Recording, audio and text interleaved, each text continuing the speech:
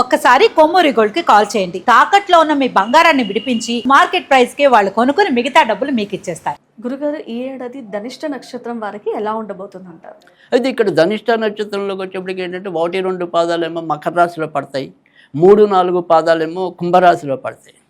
అయితే మకర రాశి కుంభరాశి ఇద్దరికీ కూడా ఈ ఏడాది కొంతవరకు మంచి ఫలితాలు ఉన్నాయి. ఇక్కడ మకర రాశిలో ఉన్న ధనిష్ట వాళ్ళకైతే కనుక ఇంకొద్దిగా వేగంగా ఆ ఫలితాలు పొందటం అనేది ఉంటుంది. ఎందుకంటే కుంభరాశిలో ఉన్న వారికి ఏలినాటి అనేది నడుస్తుంది. అందుకని ఇక్కడ ధనిష్ట వారికి మామూలుగా అయితే ఇప్పుడు ప్రస్తుతం ఉన్న పరిస్థితుల్లో లక్ష్యం ముందుకెళ్ళటం అనేది తర్వాత అభివృద్ధిదాయకంగానే ఉంటుంది. అయితే ఇక్కడ మకర రాశి వాళ్ళకి ఏంటంటే వాళ్ళు అనుకున్న పని ఏప్రిల్లో అనుకున్నది గ్యారంటీగా మేలో జరిగిపోవడానికి ఉంది. అదే ఆ ధనిష్ట కుంభరాశిలో ఉన్న ధనిష్ట అయితే కనుక మనం ఏప్రిల్లో అనుకున్న పని ఆగస్టు దాకా డ్రాగన్ అవ్వచ్చు, కానీ ఆగస్టులో అయినా అవుతుందా అంటే అవుతుంది. సో ఆ రకంగా గత సంవత్సరాలతో పోలిస్తే మాత్రం కుంభరాశిలో ఉన్న ధనిష్టకి కూడా అభివృద్ధి పెరగటం అనేది ఉంది, కానీ ఆలస్యంగా జరుగుతుంది. అంతే, అంతవరకే మనం అనుకున్నది. అందుకని తొందరపాటు అనేది ఉన్న వాళ్ళకి కొద్దిగా నిరాశ అనిపిస్తుంది.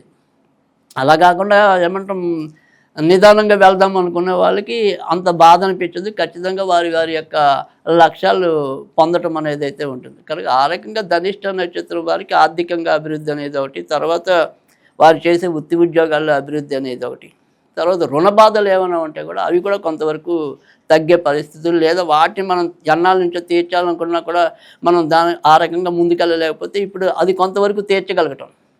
అంటే మనం ఏదైనప్పటికీ కూడా ఒకళ్ళ దగ్గర 100 రూపాయలు అప్పు చేస్తామంటే కనీసం వాళ్ళకి 50 రూపాయలైనా ఏడాది తీర్చగలుగుతాం వాళ్ళ చేత మాట అనిపించుకోకుండా.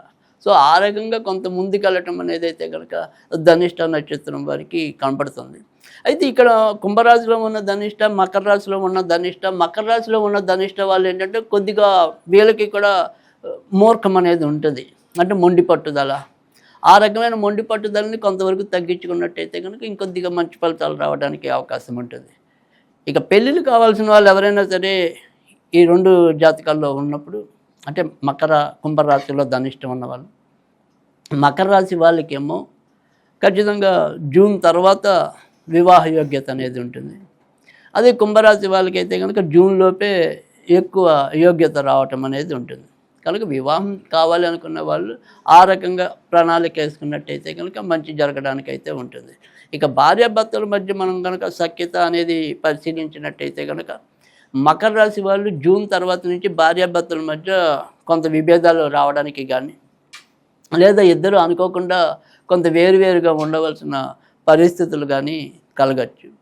ఇక కుంభరాశిలో ఉన్న ధనిష్ట వాళ్ళకైతే కనుక డిసెంబర్ తర్వాత నుంచి వాళ్ళ మధ్య ఎలాంటి పొరపచ్చాలు ఉన్నా కూడా అవి తొలగిపోయి ఇంకొద్దిగా ఆనందంగా ఉండడానికి అవకాశాలు ఎక్కువ ఉంటాయి. ధనిష్ట నక్షత్రం వాళ్ళు ఎలాంటి రత్నాన్ని ఉపయోగిస్తే మంచిది అంటారు? ధనిష్ట నక్షత్రం వారికి సాధారణంగా చెప్పేది అయితే కనుక పగడం అనేది చెప్పడం అనేది ఉంటుంది. అయితే పగడం కన్నా కూడా వీళ్ళు ఏ రత్నం పెట్టుకుంటే ఇంకా మంచి అంటే వీళ్ళకి కూడా ఇంద్ర నీలం అనేది ఎక్కువగా మంచి ఫలితం ఇవ్వటం అనేది ఉంటుంది. ఆ రకంగా ఇంద్ర నీలం పెట్టుకుంటే ఇంకా కొద్దిగా మంచి పెరగడానికి అవకాశాలు ఉంటాయి.